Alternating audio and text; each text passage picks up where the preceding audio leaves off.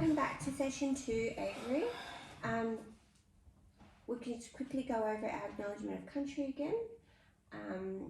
Just for our work health and safety, I can see that you're comfortable with the cushion today because obviously you had a sore back last time. Is that correct? Right. Yes. Yeah.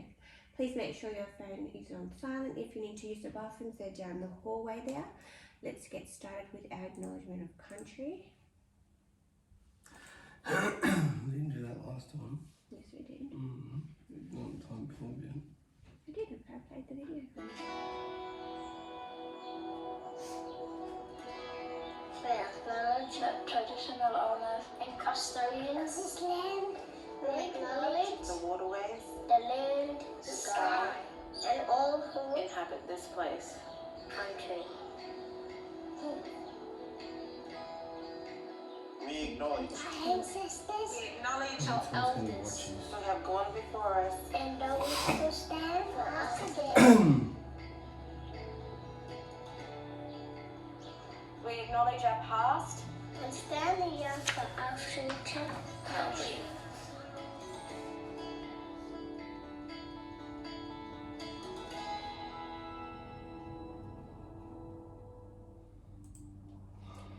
Okay, just a quick recap on the previous session. What do you remember from what you learnt in the last session, Avery? About working PPE equipment. Correct.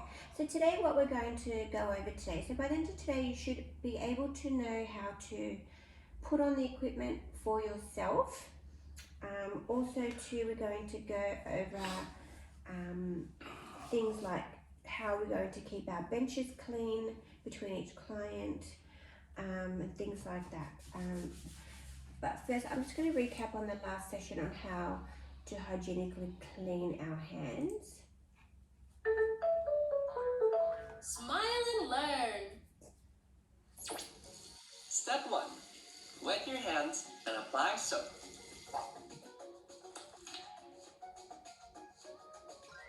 Step 2. Rub your palms together. Step 3. Rub the back of your hands with your palms. First the right one, and then the left one. Step 4. Interlock your fingers and rub your hands well. This is your one, so number 5. Step Not 5. one. Cup your fingers and rub your Like cupped this? palm with the opposite hand. Then swap. And then we swap. This is your Step one, so. 6. Enclose Shall I your send left it out? hand with your right thumb and rub well. Then swap. You do that one. Step 7. Rub the tip of your fingers over your left palm and then So this swap. would have been a real This thing. way, You would have seen a lot of clean these dirt that may signs have during the left under your COVID-19 fingernails. pandemic. These signs would have been Step everywhere. 8. Rub around your wrist with the opposite hand. Then swap. Yeah. Step 9. Rinse soap off your hands.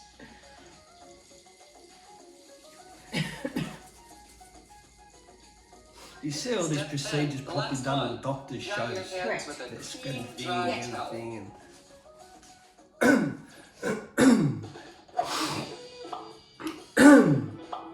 Did you?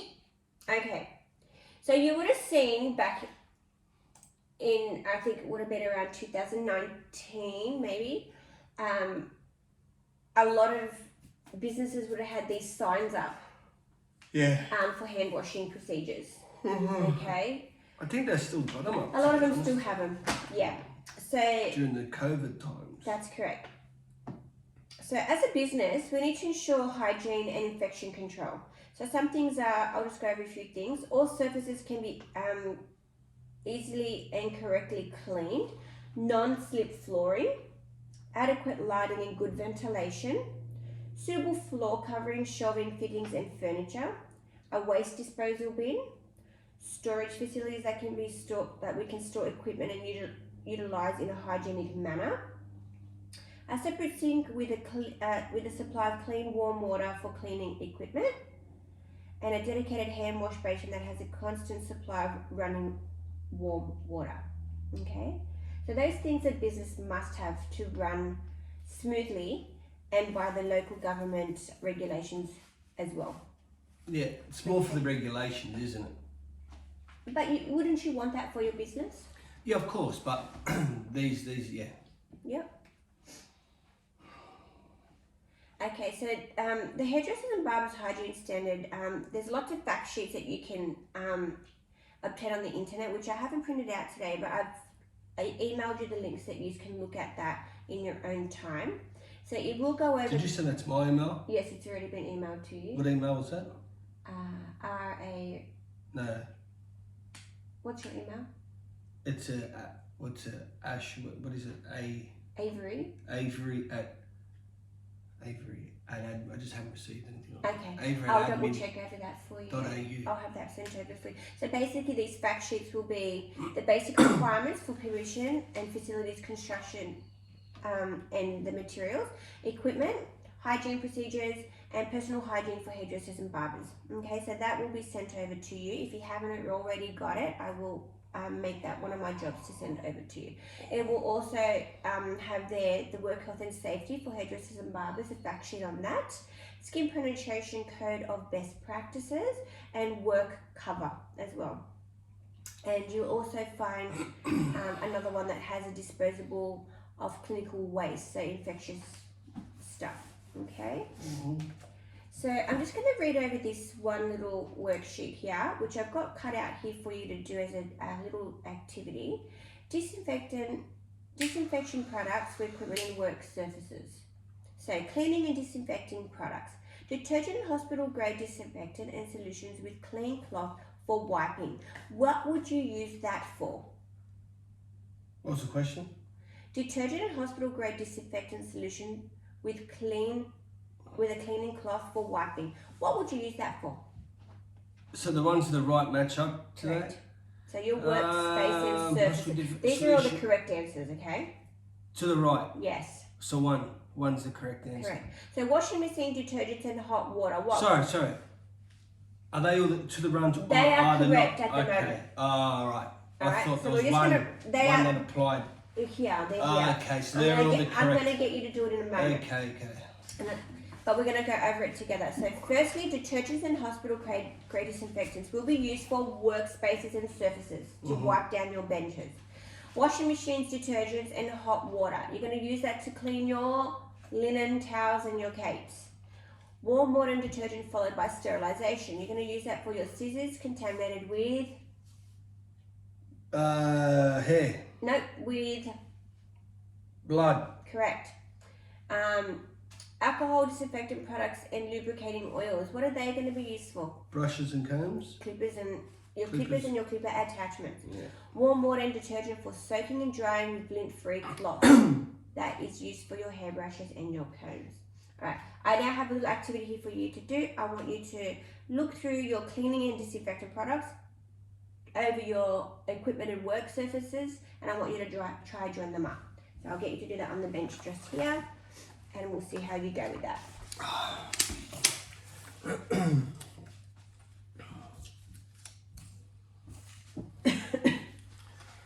Alright. You just mixed them all up. I had them in 2 separate piles for you. Anyway. So the smaller ones are not the right ones? I had them in one section was Well, it for... wasn't mixed- labelled You've adequately. mixed them up. It wasn't labelled adequately, so I'm sorry. Okay, so detergent and hospital grade disinfectant solution, clean cloth for wiping. What is that used for? Okay. Workspaces? Yep. And your benches. Hair brushes and combs.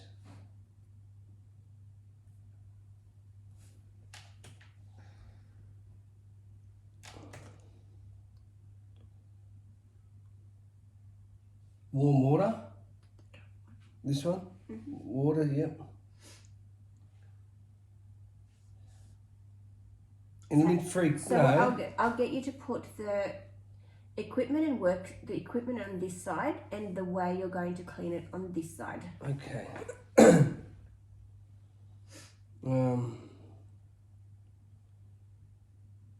Is there anything you need me to read for you? No. Okay, so that's it. Alcohol, disinfectant product, and lubricating oil. Would those be scissors contaminated? Try your best, and then we'll go over it together. Next to that.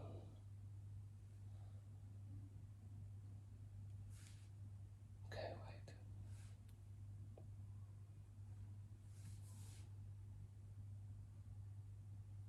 wait. Is that right? Warm water? Put them in a line, and we'll go over them together.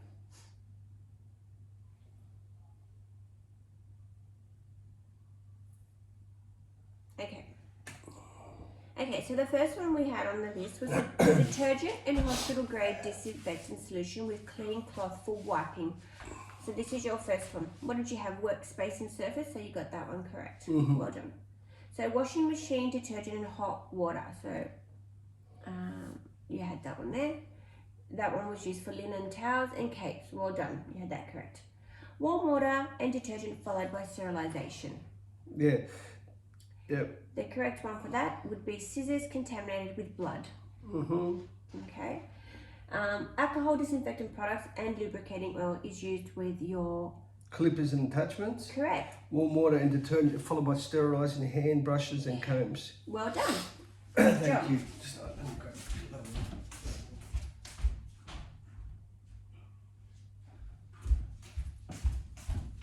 Okay, so well done for that. You did a great job on that. Thank you.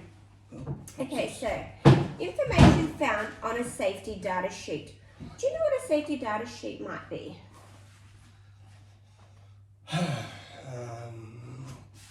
No. Okay, so a safety data sheet is designed to support workers to use products safely and provide health and safety information about the product or chemical they might be using. So it must be accessible in the salon at all times. Okay, so handling and storage of personal protective equipment. I don't think these are click-ons. Oh yeah. Oh yes. Oh wait a minute, sorry. Storing like not like in a hot. No, I don't think that's what it is. Okay, so you have something like it's a safety data sheet, and basically what it is, it'll be a sheet and it'll just tell you how those products are safely stored or how to use them and what, you know, what they provide with it, like the information basically about the product and the chemical that you're touching. So you have one about your personal protective equipment, you'll have one about your health and physical hazards, you'll have one about your first aid information, and you'll have one about your exposure control as well. And there's also a link that I can show you, and it's a guide to the safety use of hair salon products. Did you want to have a look at that? Yeah, why not? So this is what it would look like. This is a data sheet. So you might come across this in your salon. It'll have all the information about it. And it'll tell you what companies are using it. The guide of how to use the product safely in the salon. If it's a safe product to use, the listed ingredients. So say, for example, you have a client that comes in and says, oh, I'm allergic to, let me get a product that might be in here. Okay, this one doesn't actually have it, but say for example you're using a hair product and the client says, I'm allergic to certain alcohol in products. You need to go to your safety data sheet, you need to have a look at it and have a look to see if that product contains that particular ingredient that that client is allergic to. You can't use that on that person. Does that make sense? Yeah. So these data sheets will have these, okay? It'll tell you things like what the product you're going to be using, what you need to know about the product before you start using it, what to do if a hazardous situation occurs, how to prevent that hazardous incident from occurring. So that's what a safety data sheet is all about. But we're not going to go too much into data sheets because we're not really up to that. Okay, so you might come across this in your workplace. I've never seen one in a hairdressing salon myself, but maybe some other salons might have it, but it's a hazardous chemicals in the workplace. So you might find this in places where they use a lot of hazardous chemicals. Basically what it will have on it is the name, address and the manufacturer of the product that the people are using, the expiry date, clear instructions of the use of the product. Have you seen one of these before? Yeah. You have? Do you have one in your workplace? I think the boss would, yeah. Yeah, okay. And how to store that stuff as well, okay? But it's not in every workplace. I haven't seen that in a hair salon. So, precautions when using and storing hazardous equipment. So refer to the safety data sheet, which I just showed you. Wearing all your PPE, including gloves, masks and goggles, which we're going to go over on how to use. Read the instructions carefully. Follow the manufacturer's instructions. Ensure the labels have not been tampered with. So if something's being ripped apart or damaged, I don't think it's safe to use. Store at the required temperature. Store in a safe ventilated place away from children and ensure all chemicals are labelled correctly. And here are some of the signs that you may come or encounter in your workplace. Again, haven't seen any of those in a salon environment, but you might find them in your workplace, okay? Yeah. Let's have a quick demonstration on how to put on your PPE. So I'm going to hand them to you and I would like you to put them on for me. Thank you.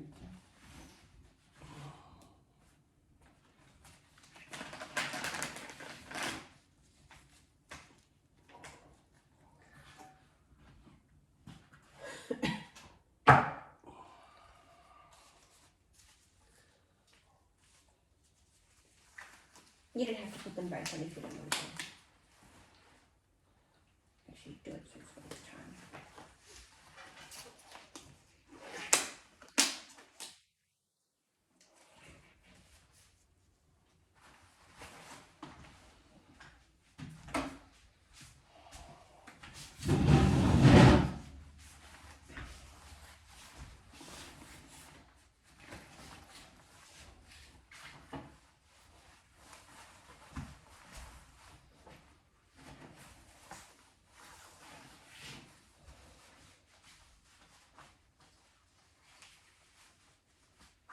Yep, and if I was your client, what would you do for me?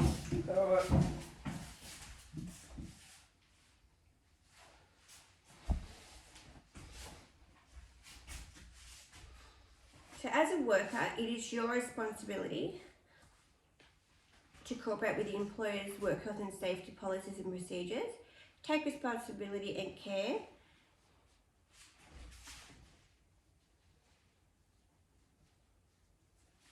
and that the effect of the health and safety does not affect others, including clients. So you got to take responsibility and care for your own health and safety as well as the clients.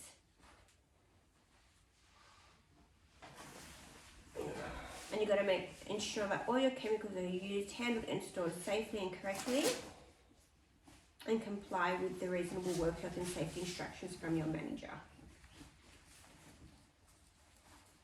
And making sure you use your personal protective equipment where necessary. Don't choke me. Perfect. So in a real case scenario, you would have obviously that little piece of stretchy paper that goes around the neckline. Mm-hmm. Perfect. Do you feel like you've got everything correct? Yep. Yep. Perfect. Okay, you can take it off.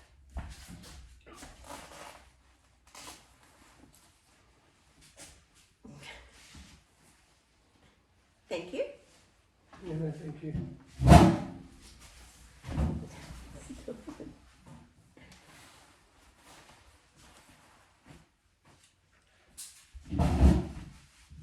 Okay, so industry practices with the organizational policies and procedures. Sorry about that. Okay, so identifying and minimizing and reporting risks and hazards. So working safely, there's actually a policy for working safely and incident reporting, and there's a procedure for that. Faulty equipment and reporting and repair. Okay, so let's just go over that one. So say, for example, I'll just grab the cord for this one.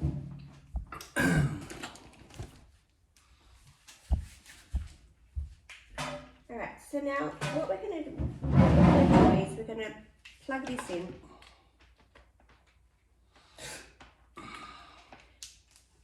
Say for example you see this has got a damaged cord. Yeah. It's frayed and you put it in the power point and it's sparking. What are we going to do about that? Well, you've got to let, like, obviously take it out of being used. Yeah. There's tagging procedures. Right. Tell your boss what's going on. Yeah. So basically what we're going to do every year, actually let me just double check this for you, how often we do the tagging.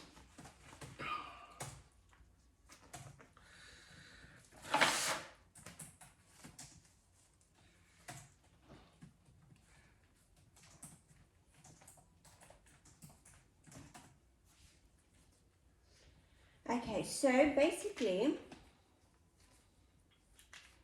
to test out your equipment, factories, productions and warehouses need to get their stuff done every 6 months.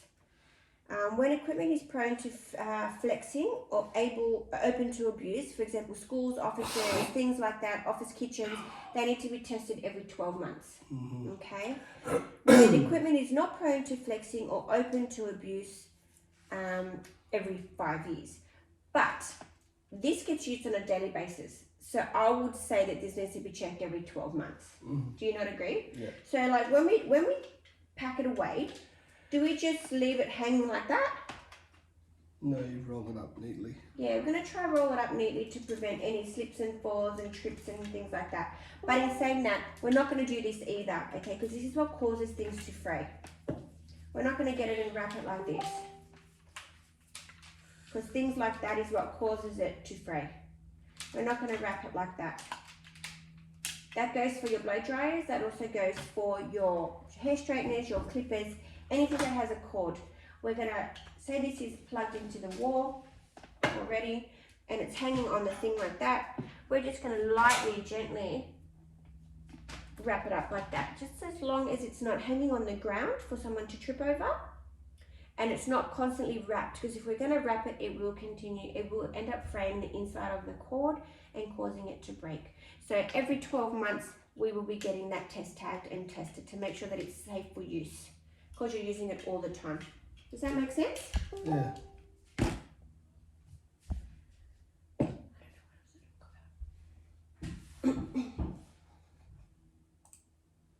Okay, so recycling and safety disposal of sharp stringers and hazardous waste. We went over that in the last session.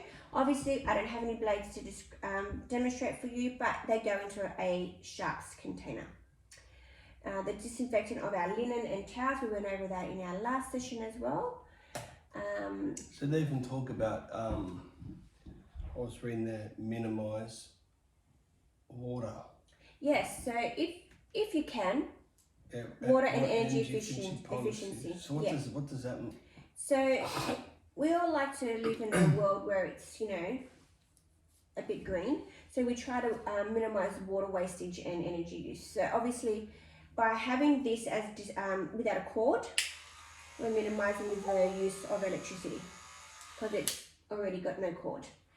Obviously it needs to be charged, but once it's charged, you can use it without the electricity power point. Minimizing your water. So obviously if you've got a whole bunch of bowls, try wash them in one go rather than doing one now, one later, one tomorrow, one next week. Try to do it all together and get it out of the way so that way we're not wasting too much water throughout the day. Does that make sense? Yeah. Alright. So the reasons why we need PPE. Why do we need them? To protect ourselves, protect the client, Yeah, correct. protect other people within our surroundings. Yeah, so common risks and potential hazards that can happen with this. So chemicals can cause chemical burns and allergic reactions to our hands, to your clients. So before we perform any chemical service on our clients, we need to do a test patch on their neck to make sure they're not going to react to the product that we're using on them. Even for ourselves, our hands, we always need to wear gloves because we are working with chemicals all the time and can cause burns and allergic reactions and even dermatitis along the track. Clippers can cause cuts and abrasions. So if these aren't maintained correctly, you could be doing someone's hair and you can cut them with the blades. Okay, again, causing a bleed on somebody, and you don't know if that person's got something wrong with them, and causing cross-contamination with their blood.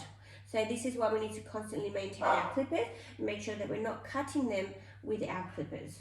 Okay, same goes for our scissors. I have seen people cut people's ears with scissors, like the tip of their ear off.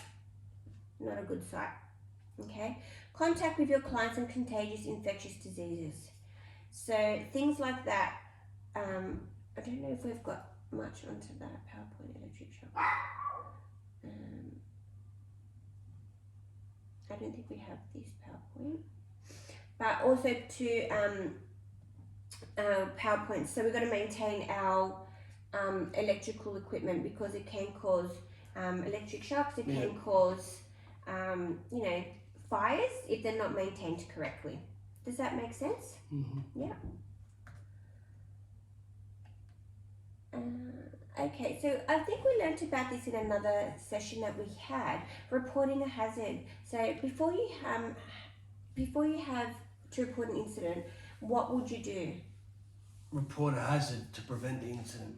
Right, so if you see an incident, like say for example this cord was frayed, what would you do? Would you just tell your boss, or would you go ahead and do an incident report form? Incident report form, notify the boss. Right, so as you can see on here, accident, injury and incident report form. So you can either report the hazard on there, or if an incident has already occurred. Okay. Okay, some control measures that may reduce the likelihood of personal injury risks or hazards. So things we can do by replacing a hazard or an item with a less hazardous item. Using ventilation to reduce the chance of breathing in fumes, which is obviously we need to have good ventilation in our masks. Eliminating or removing the hazard. So if you see the hazard, don't just look at it. What are we going to do? We're going to get rid of it. Okay. Placing a barrier around the hazard. So if you see someone has spilt a massive thing on the floor, are you just going to leave it there? What would you do? Clean it. Either clean it up or isolate the area around with something to say this is going to cause a hazard. Yeah. Okay, and we've got our PPE. We're going to use our gloves, masks, aprons to stay safe. Okay, and using signs for warnings and danger. Okay, things like that.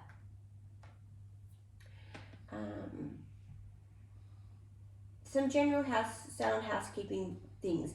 What are some things that you can remember that we spoke about in the previous session?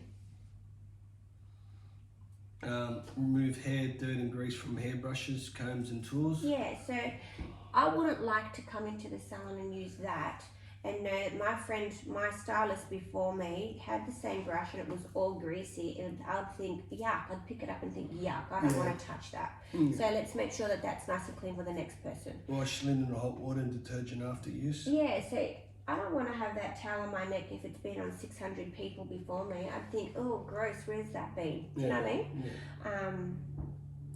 Yeah. Again, what are we going to do if this bench is really disgusting and it's all like a disarray and all a mess? Yeah, well, clean it, wash it down. Yeah. So dry. There's lots of policies and procedures we can follow. A few of those could be the equipment policy, of the correct use of equipment, procedures for end of day cleaning and disinfection, personal hygiene policy procedures, and also the clean work surface procedures, okay?